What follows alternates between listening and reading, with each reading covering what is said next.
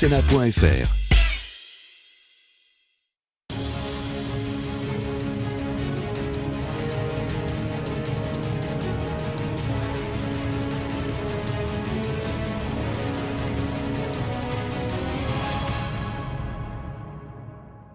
Bonsoir à tous. Philippe Marini, le président UMP de la Commission des Finances, est l'invité de Preuve par 3. Bonsoir, Monsieur Marini, merci d'être avec nous. Et je vous interrogerai d'abord comme président d'honneur du groupe d'amitié France-Syrie, bien sûr, à l'heure du projet de résolution qui pourrait éviter les frappes aériennes.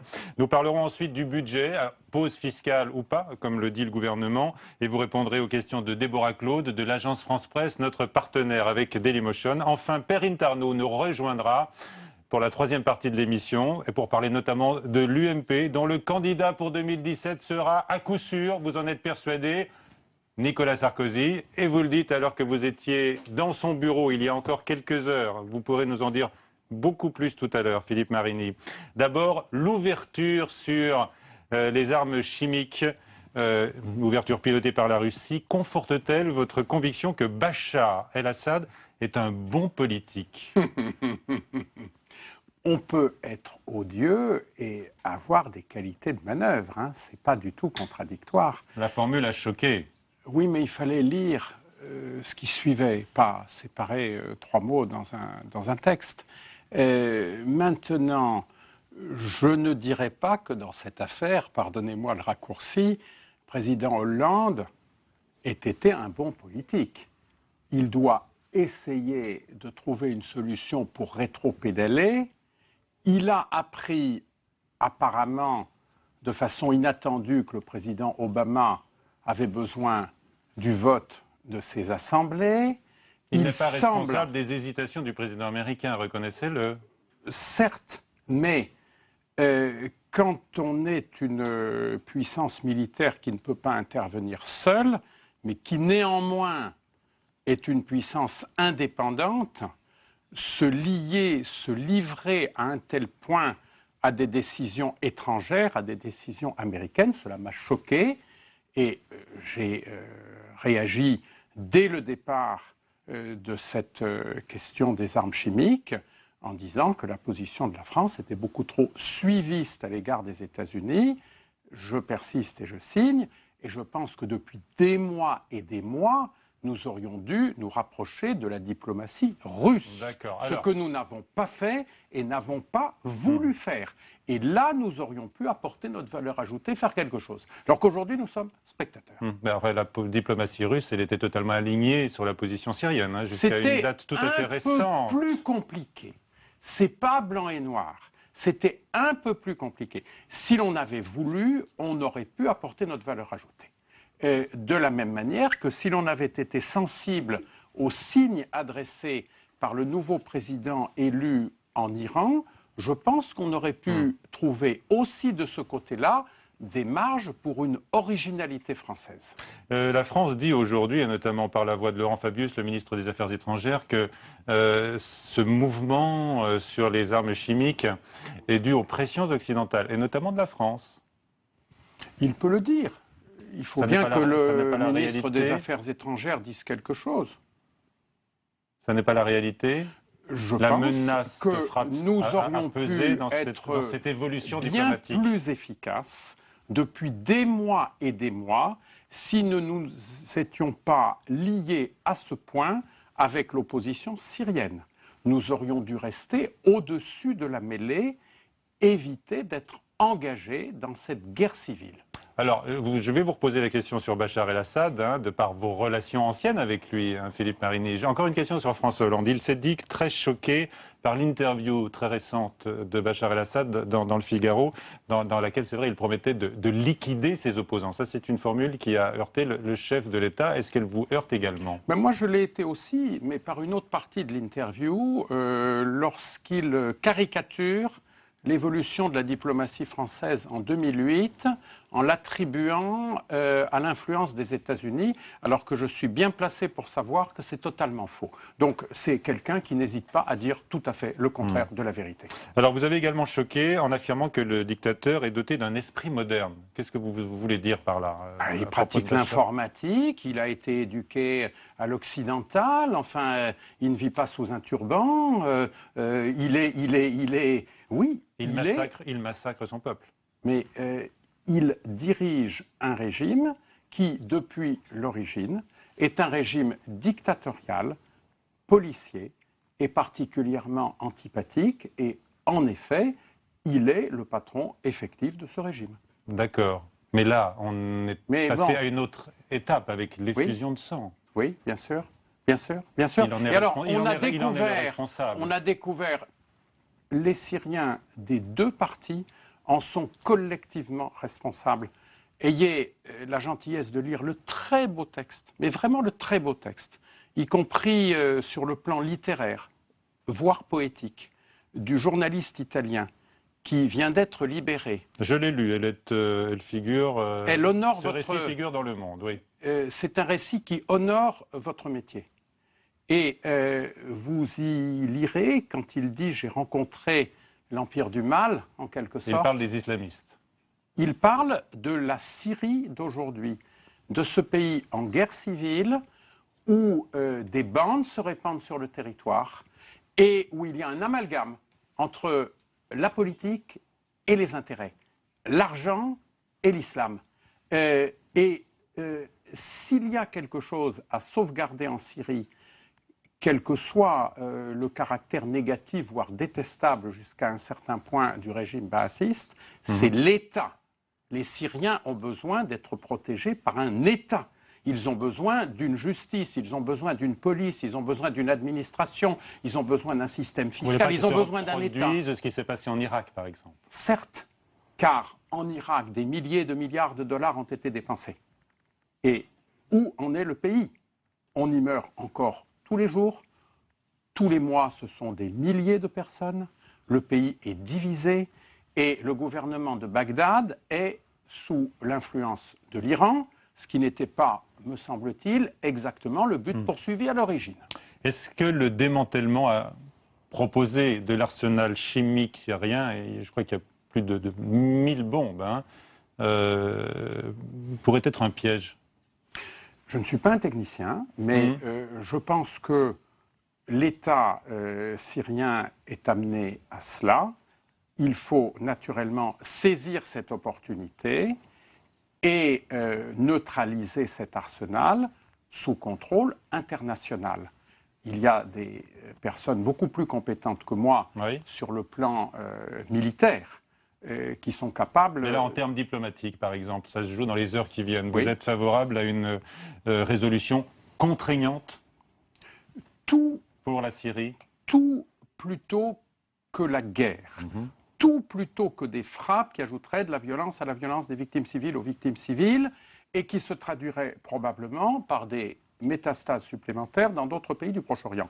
Mais bien sûr, ne pas faire preuve de naïveté et mettre en œuvre un dispositif international qui soit applicable, contrôlable, transparent. Vous avez moqué il y a un instant François Hollande, vous l'avez critiqué pour son alignement sur les États-Unis. Aujourd'hui même, François Hollande et Barack Obama se sont longuement parlé au téléphone. Ils veulent agir ensemble à l'ONU. C'est une bonne chose, pour le coup. Mais sans aucun doute. Vous savez, en début d'année, j'ai soutenu et complimenté François Hollande pour ce que nous avons fait, et d'ailleurs seul, au Mali. Donc, je ne suis pas systématiquement un contempteur de l'action internationale du président de la République. Au Mali, la France était toute seule au départ. Oui. Et on a bien fait d'y aller, et d'y aller dans ces conditions-là.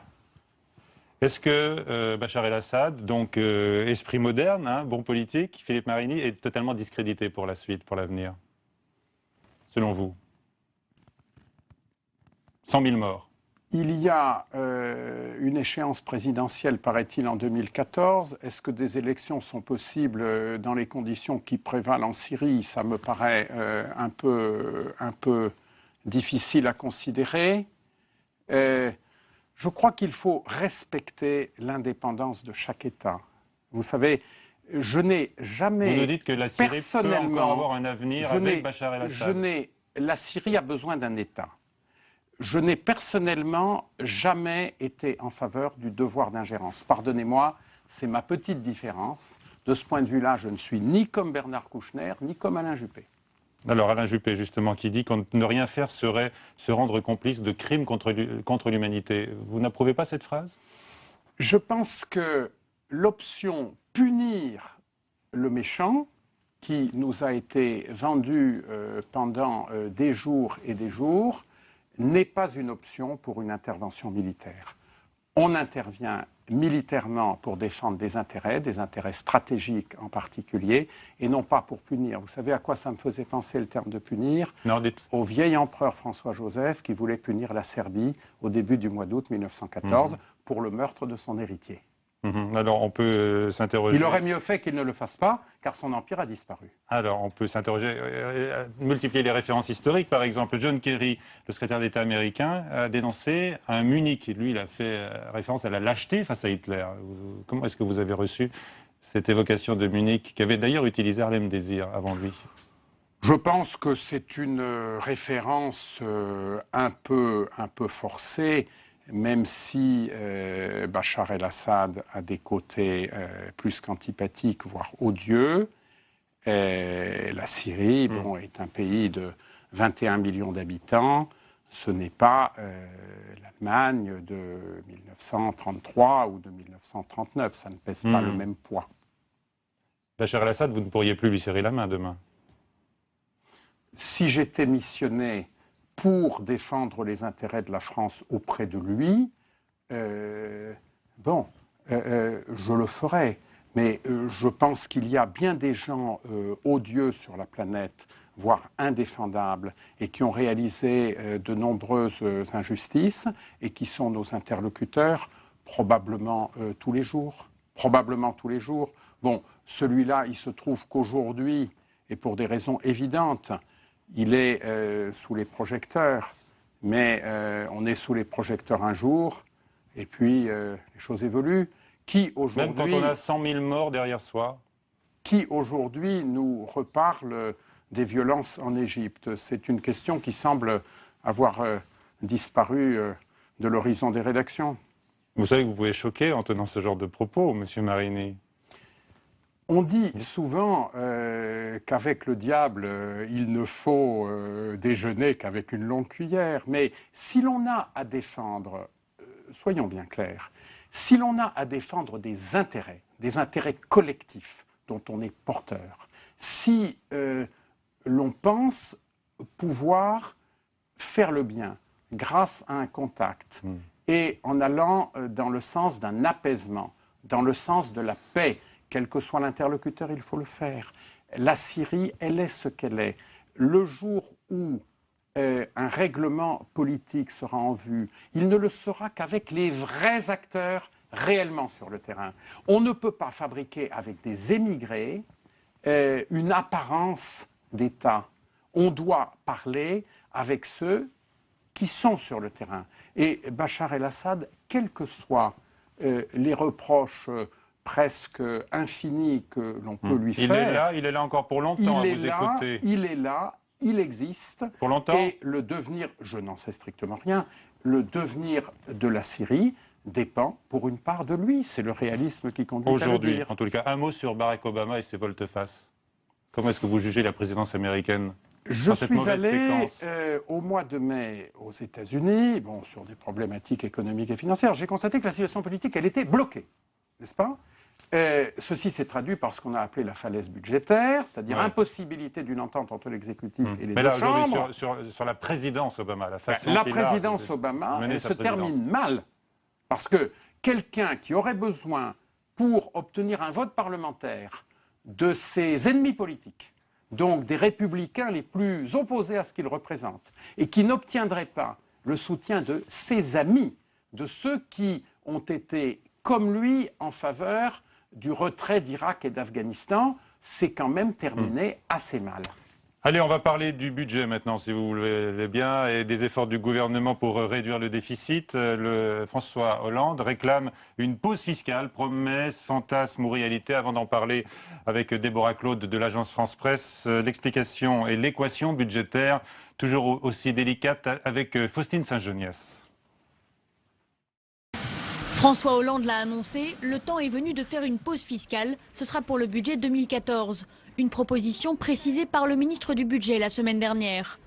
Notre objectif, c'est d'aller vers la stabilisation de la pression fiscale avec 1 an d'avance. Aussi longtemps que nous parviendrons à faire davantage d'économies, et je souhaite que ce soit la doctrine, que ce soit le moyen, que ce soit l'instrument, nous n'aurons pas à faire d'impôts.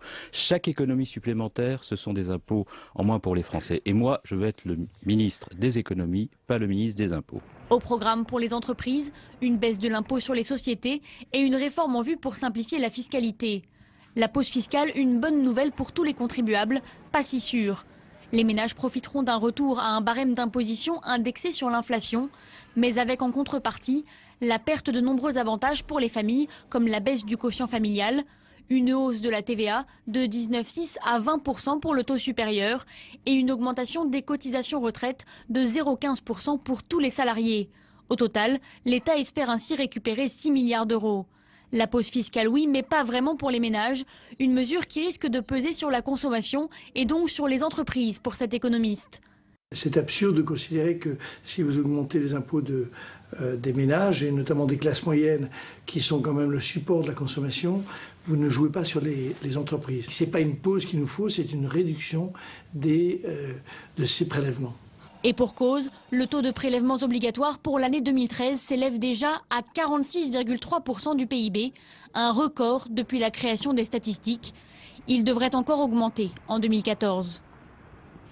Voilà, Déborah Claude de l'agence France Presse nous a rejoint. Bonsoir Déborah. Bonsoir. Alors vos questions à Philippe Merini, président de la Commission des finances. Plein de questions bien sûr sur les impôts qu'attendent les Français et puis sur l'état de nos comptes publics. Voilà, c'est la période du budget. Ça va bientôt être présenté. Vous êtes un des Français qui est le mieux informé sur les finances publiques. Alors, dans quel état sont les finances publiques de la France? Et est-ce qu'il faut croire à cette pause fiscale dont nous parle le président de la République? Il faut bien comprendre ce dont il peut s'agir. Pause fiscale, si l'on interprète pause fiscale comme absence d'augmentation d'impôts, c'est faux. C'est faux. Car en 2014, il faudra au moins compenser 4 milliards d'euros de mesures provisoires de 2013, les remplacer par autre chose. Il faudra financer pour 4 milliards d'euros le crédit d'impôt compétitivité emploi. Et puisque l'on a, ce qui est sans doute une bonne décision, accepté d'indexer à nouveau le barème de l'impôt sur le revenu, c'est un manque à gagner de 1,7 milliard d'euros. Vous êtes d'accord avec cette décision sur le barème? Oui, je pense qu'il n'aurait pas fallu le bloquer les années précédentes, n'est-ce pas? Donc vous avez fait le total des impôts supplémentaires. Mon total, c'est une dizaine de milliards de recettes qu'il faudra trouver par ailleurs sous forme d'accroissement de la pression fiscale. C'est l'arithmétique qui le dit. Il s'y ajoute les prévisions que l'on peut faire en matière de croissance et il faudra naturellement être vigilant à ce sujet et vigilant sur les recettes fiscales de l'année 2014. Par ailleurs, il a été dit, semble-t-il, que les entreprises seraient indemnes en 2014. Des promesses leur ont été faites. Par exemple, pour compenser les hausses de cotisations dans le cadre de la réforme des retraites. Je ne sais pas comment on va compenser, mais je suppose que la contrepartie se trouvera sur les ménages, parce qu'il n'y a pas 36 contreparties possibles. Il y a la baisse de la dépense publique, il y a la fiscalité sur les ménages. Est-ce qu'il va y avoir une reprise? Est-ce que la croissance va repartir? Nous sommes dans une situation un peu meilleure, mais relativisons. Nous étions dans une situation de stagnation moins, nous sommes dans une situation de stagnation plus. Moins de 1% de croissance annuelle. Nous avons vu sortir le chiffre de la production manufacturière, qui n'est pas bon. Le chiffre de la balance extérieure n'est pas bon non plus. la France perd des points de compétitivité et la France ne crée pas d'emplois. Et vous savez que pour créer des emplois, il faut que le taux de croissance repasse au-dessus du seuil des 1,5% minimum. Donc ne nous réjouissons pas trop vite. Il faut être prudent. Il faut être prudent. Je voudrais aussi dire que nos amis britanniques viennent de sortir des statistiques de croissance qui sont sensiblement meilleures que prévu. Or, leur politique a été d'être incitative vis-à-vis des entreprises, de faire bénéficier les entreprises de certaines baisses d'impôts et par ailleurs de tailler assez vigoureusement dans les dépenses publiques. Alors les dépenses publiques justement, parce que vous ne les mentionnez pas, Philippe Marini. Je les ai mentionnées comme facteur d'ajustement, n'est-ce pas? Et à cet égard, il faudrait que l'on nous dise la vérité. Le ministre du Budget, Bernard Cazeneuve, dit que jamais un effort aussi important n'aurait été réalisé, Déborah. Oui.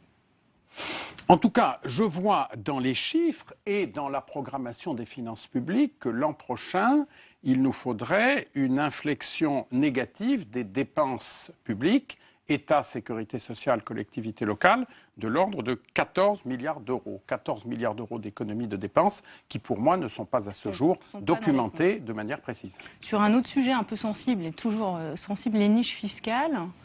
On touche apparemment aux niches scolaires, différentes autres pistes sont à l'étude. Vous préconisez quoi? C'est un débat qui a toujours secoué à droite ou à gauche parce qu'on ne sait pas où toucher. Dans chaque niche, il y a un chien, on dit toujours. Alors où est-ce qu'il faut ne pas se faire mordre? Voilà, c'est un peu la question. Persiste à dire qu'il faut faire maigrir le chien, tous les chiens de toutes les niches, en d'autres termes, et ainsi il mordra moins à la longue. Mais enfin, ou peut-être, mais je veux dire par là que la méthode utilisée, d'ailleurs elle l'était par le précédent gouvernement aussi, et qui consiste à viser individuellement tel ou tel régime, telle ou telle niche, en les prenant à titre séquentiel, les unes après les autres, n'est pas une bonne méthode. Parce que ça prend beaucoup de temps, ça éreinte, les milieux concernés se défendent. Sur le plan de l'opinion publique, c'est négatif. À mon avis, la meilleure approche, c'est de tout réduire proportionnellement et en quelques années, faire disparaître la plus grande partie de ces niches, ce qui est un enjeu de dizaines de milliards d'euros et permettrait d'abaisser un peu les taux nominaux de l'impôt sur les sociétés, comme ceux de l'impôt. C'est une promesse. Comme ceux de l'impôt sur le revenu. Non, c'est ma vision constante. Et vous savez, si j'ai subi... Non, mais là, c'est une annonce du chef de l'État, apparemment, qui veut baisser le taux de l'impôt sur les sociétés. Oui, mais il faudra qu'il compense, parce qu'il y a le solde. Et même si les 3% ne sont plus que pour 2015, encore faudra... Vous y croyez aux 3% en 2015, M. Marini? Le déficit de 3%. Vous savez, il faudra bien y arriver si l'on ne veut pas être étrillé par les marchés financiers. Et Bruxelles? Nous avons pris des engagements, nous ne les tenons pas. Nous sommes dès maintenant en dehors des clous du pacte de stabilité qui a été approuvé par l'Assemblée nationale au printemps. Nous sommes tout à fait à l'extérieur de cela. D'ailleurs, Pierre Moscovici l'a reconnu. Il l'a reconnu en nous disant qu'à la fin de l'année 2013, nous serions moins bien que les 3,7% prévus. Donc on partira en début d'année 2014 sur une base qui sera détériorée. Les efforts seront encore plus grands à faire. Or, vous l'évoquiez, je crois, les marchés financiers sont plutôt orientés à nouveau à la hausse des taux d'intérêt. Ça veut dire qu'on va payer beaucoup plus cher notre dette? Pour l'année 2013, nous sommes encore bons, parce que par rapport aux prévisions qui avaient été faites, je pense que nous serons à l'équilibre, voire avec un bonus encore significatif. Mais quid de l'année 2014? Et qu'est-ce qui nous dit qu'il n'y aura pas au niveau de la zone euro ou dans le monde des causes de fragilité financière et qui conduiront les marchés à s'emballer à nouveau? Nous sommes vulnérables. Tant que nous ne respectons pas le retour aux 3%, et ce n'est pas pour une fantaisie européenne qu'il faut le faire, ou même simplement pour respecter notre parole, c'est parce que tant que l'on n'a pas atteint ce seuil, la dette en capital continue à augmenter. Donc vous êtes pessimiste? Je suis réaliste et je pense que le gouvernement a trouvé, parce qu'il est bon communicateur, ce gouvernement, je le reconnais, hein, il a trouvé une bonne expression avec pause fiscale. Mais lorsqu'on va se rendre compte que, comme bien d'autres choses qui ont été dites, ce n'est pas la vérité vécue par nos concitoyens, cette habileté se retournera contre lui. Sur la taxe à 75%, alors je ne sais pas s'il a été très habile communicateur, le gouvernement, mais il doit s'y reprendre une seconde fois. On va voir la saison 2 de Peut-être habile durant la campagne présidentielle de François Hollande. Voilà, mais là, c'est le candidat qui avait été habile. Oui. C'est là que l'idée a surgi. Voilà, oui. donc on va avoir la deuxième mouture qui va sortir bientôt. Il était question ce matin qu'elle soit exonérée pour les clubs de football. C'est peut-être anecdotique, mais qu'est-ce que vous en pensez? Encore une niche. On supprime une niche, on en crée une autre. Voilà, mais c'est extraordinaire. C'est notre comportement fiscal. Souvenez-vous, un jour, l'ancien président de la République avait dit peut-être faudrait-il supprimer l'ISF. Aussitôt, j'ai vu arriver ceux qui conseillent la défiscalisation, l'investissement dans les PME grâce à l'exonération d'ISF. Ils sont venus me dire, monsieur le sénateur, lorsqu'il n'y aura plus d'ISF, il faut qu'on garde notre avantage, il faut nous le recréer. C'est complètement fou. Mais quelle différence faites-vous entre les hausses d'impôts qui ont été infligées aux Français sous la droite, parce qu'il y en a eu quand même quelques dizaines de milliards, Philippe Marini, et celles que l'on doit supporter en plus aujourd'hui? Je pense que le gouvernement actuel a ses responsabilités, comme le précédent. À mon avis, il a détérioré l'équation. Il a pris des mesures de quasi-revanche à l'été de 2012. Il aurait très bien pu éviter cela. Il a donné des signaux de laxisme budgétaire, par exemple à l'égard de la fonction publique, et ceci accroît les difficultés. Et puis il a, en quelque sorte, pendant des mois, nié les réalités avant le tournant de Louis Gallois et l'épisode du CICE. Du crédit d'impôt. Est-ce que sur la fraude fiscale, un autre sujet qui est venu ces derniers mois sur le tapis, à la faveur de l'affaire Cahuzac, est-ce que le gouvernement en fait assez? Est-ce que ça va permettre de faire entrer de l'argent dans les caisses de l'État? Qu'est-ce que vous pensez des dispositifs qui ont été ou qui sont encore en navette parlementaire, puisque tout n'a pas été encore adopté? Je les ai approuvés pour une bonne part. J'ai même inspiré un amendement sur l'abus de droit pour réduire les possibilités d'optimisation fiscale internationale. Je pense que l'État doit se faire respecter, bien entendu. Merci Déborah. Avant d'aborder la suite, un mot encore sur la Syrie, Philippe Marini, puisque la Russie fait savoir qu'elle juge inacceptable le projet français de résolution à l'ONU. On a énuméré tout à l'heure les conditions que voulait poser Paris donc, à ce projet concernant le démantèlement de l'arsenal chimique syrien. Que pensez-vous de cette position? Paris montre qu'il n'est pas au cœur du jeu diplomatique. Encore une fois, ce que l'on n'a pas fait pendant des mois, il est très difficile de le récupérer en quelques heures. N'est-ce pas? Je vous l'ai dit, nous n'avons pas eu dans cette affaire l'attitude, la politique diplomatique, nous plaçant au-dessus de la mêlée et nous rendant aptes à discuter, à négocier avec les uns et avec les autres. Et aujourd'hui, on nous le fait sentir. Mais il n'est pas légitime que la France et les États-Unis, d'ailleurs, ensemble, je le disais tout à l'heure, imposent des conditions dans cette résolution, à la suite de l'ouverture russe.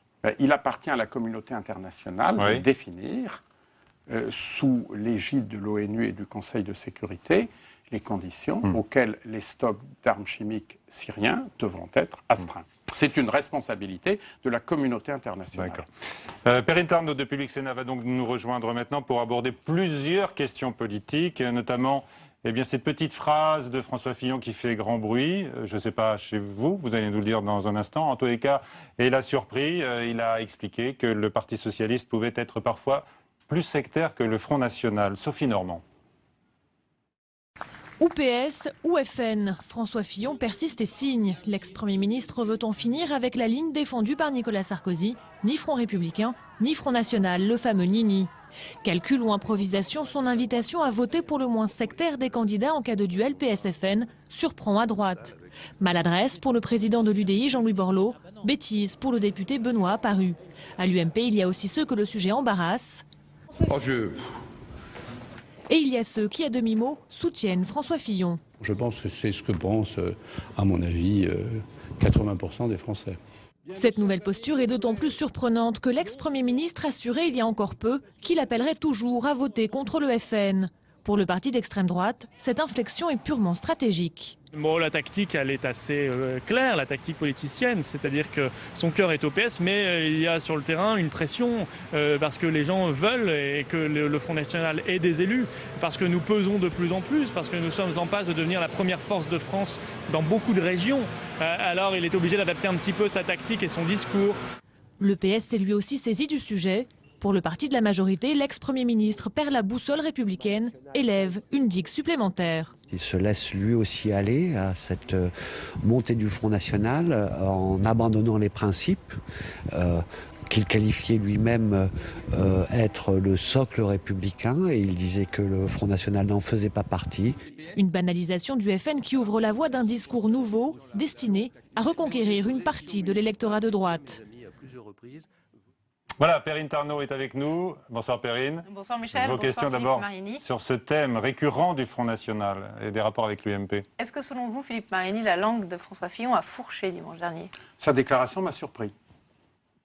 Ça veut dire qu'il est encore capable de surprendre François Fillon et qu'il est capable de prendre des risques. Cela paraît peu cohérent avec tout ce qu'il a dit jusqu'ici sur le même sujet.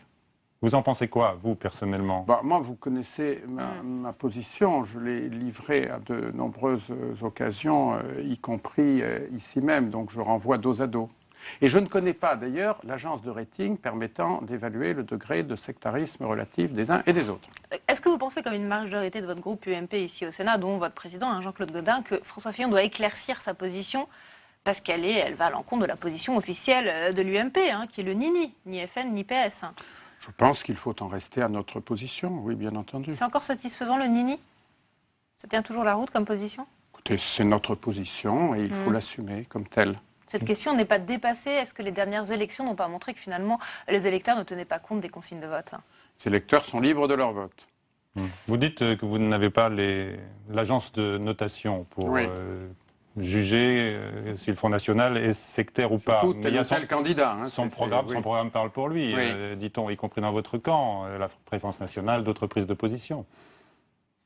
Écoutez, je ne vois pas pourquoi je m'étendrai davantage sur ce sujet. Je pense vous avoir répondu de manière claire et précise, par référence à ce que j'ai pu dire dans le passé. Et en ce qui me concerne, il n'y a aucune évolution. Alors sur l'UMP qui est parvenu à récolter les 11 millions nécessaires au règlement de la dette de Nicolas Sarkozy après la campagne présidentielle, est-ce que c'est le signe selon vous, le fait que ces 11 millions aient été récoltés, que les militants UMP attendent le retour de Nicolas Sarkozy? En tout cas, c'est un geste d'amitié et de sympathie. Vis-à-vis de lui ou vis-à-vis de l'UMP? Les deux, parce que nos militants, je pense que pour une large majorité d'entre eux, ils ne font pas trop la différence. Ils sont fiers de ce qui a été fait avec Nicolas Sarkozy, ils déplorent qu'il ait été battu, mais ils pensent qu'il a fait un très beau score, ils se sont bien battus pour ça, chacun à sa place, et à mon avis, ils le referont la prochaine fois. Vous rencontrez souvent Nicolas Sarkozy, vous étiez encore aujourd'hui, je le vois de temps en temps, je vais le voir. Régulièrement, vous étiez encore aujourd'hui dans son bureau. Est-ce que vous avez parlé justement de ces 11 millions? Est-ce qu'il est surpris, heureux de ce dénouement? Il a été en effet très heureux que sa parole ait porté à un tel point, et c'est quelque chose qui lui fait chaud au cœur, bien entendu. Est-ce qu'il en tire des conclusions pour l'avenir? Je pense que Nicolas Sarkozy garde toute son intelligence, sa lucidité, son énergie, et qu'il est animé par le souci de l'avenir. De son avenir. Mais de l'avenir de notre pays. Il raisonne, vous savez, il raisonne d'abord en termes de France. C'est-à-dire? Il raisonne en fonction de ce qu'il estime être les intérêts de la France. Et à cet égard, il définira en temps voulu le moment où il estimera qu'il est audible. Mais pour vous, son retour n'a jamais fait aucun doute. Pour moi, personnellement, cela ne fait pas de doute. Mais il lui appartient... Vous dites ça alors que vous étiez encore avec lui, Perrine le rappelait, il y a quelques Oui, heures. Hein. Mais pour moi, ça ne fait pas de doute. Dès le lendemain du 10 mai, cela ne faisait pas de doute. Et je pense qu'il faut que des conditions soient présentes dans le débat politique, en termes de situation économique de notre pays, en termes d'opinion publique, mais en termes d'opinion publique, bien, que le moment soit venu pour qu'il soit audible, pour que son message porte ce qui lui laisse tout le temps nécessaire de la réflexion pour construire ce qu'il dira à ce moment-là.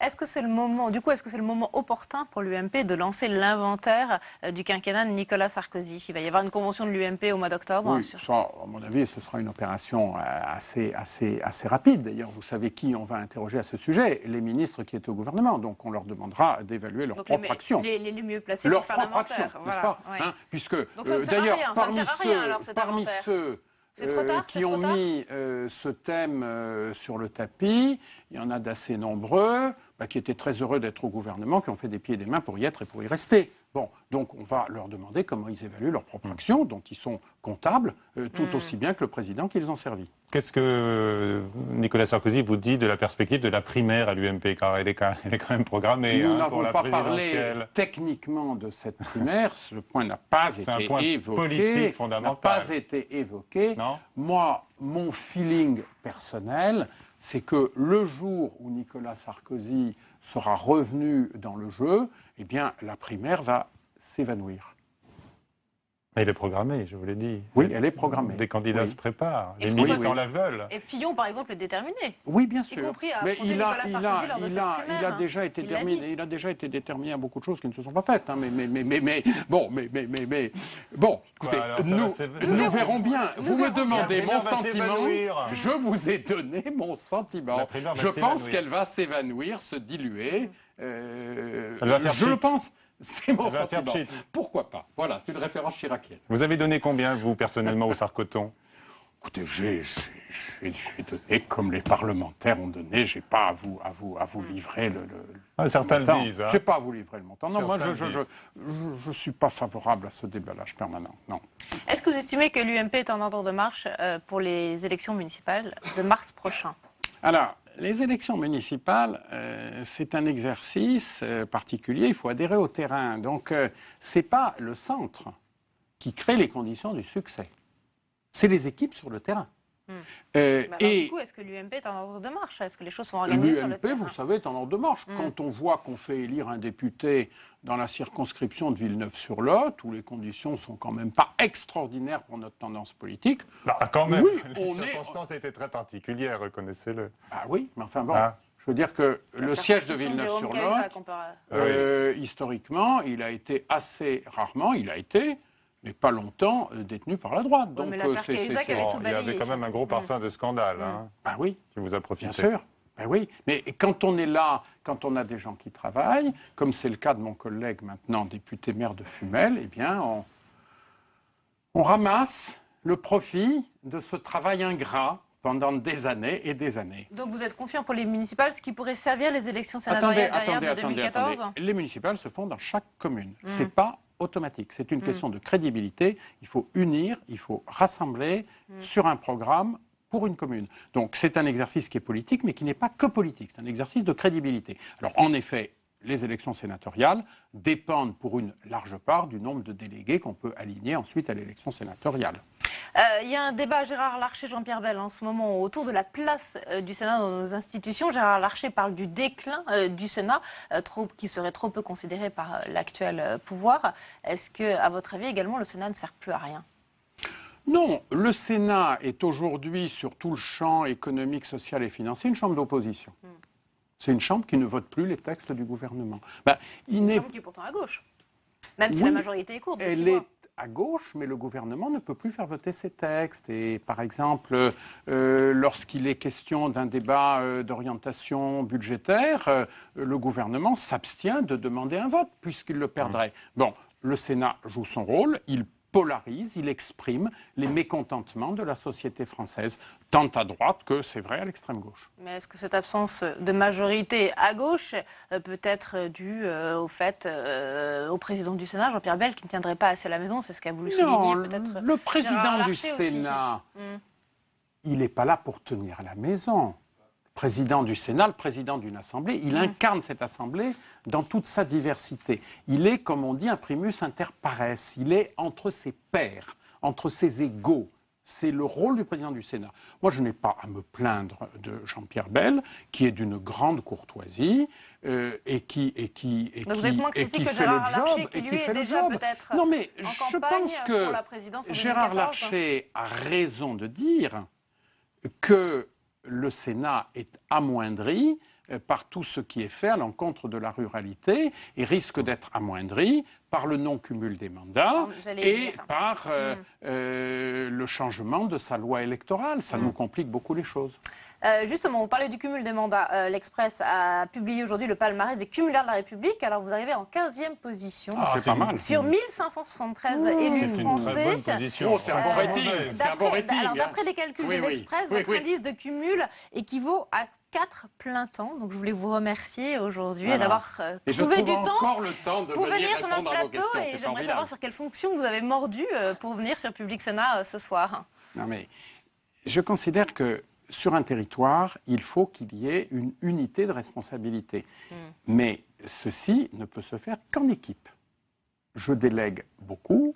J'ai des adjoints, des vice-présidents qui travaillent en union étroite avec moi. Il y a un partage des rôles. Donc, je consacre beaucoup de temps à mon territoire. Vous n'avez pas vraiment 8 mandats ou fonctions, en fait. C'est théorique, alors. Si vous déléguez... Je suis maire, je suis président de l'agglomération.